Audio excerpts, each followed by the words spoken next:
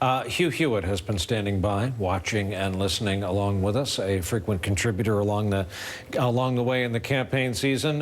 Hugh, your takeaway.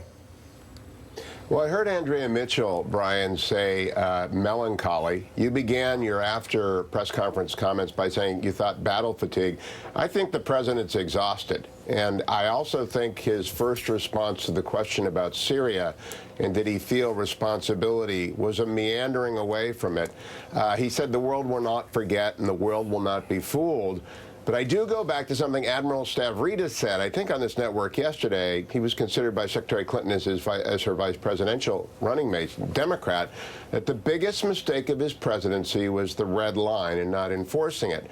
So when he threatens the response that Hans just talked about, you have to wonder, why would the Russians be afraid? He threatened enormous consequences if Assad uses chemical weapons. None followed. Aleppo is silent today. It's a graveyard.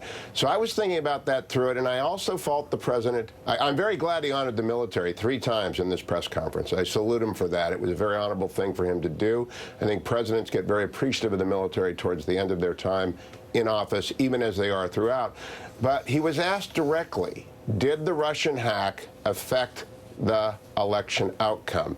And he did not answer. I think that's an enormous whiff on his part, a delegitimization. I think he will regret it. I wish he had answered it differently. There's absolutely no argument to be made that the Russians gave the election to Donald Trump. They screwed around with us. They've been screwing around with us since Alger Hiss was at the elbow of FDR, and Aldrich Ames and Robert Hansen and the Walker family. I mean, your special guest there know all the long tortured history of Russian espionage against us.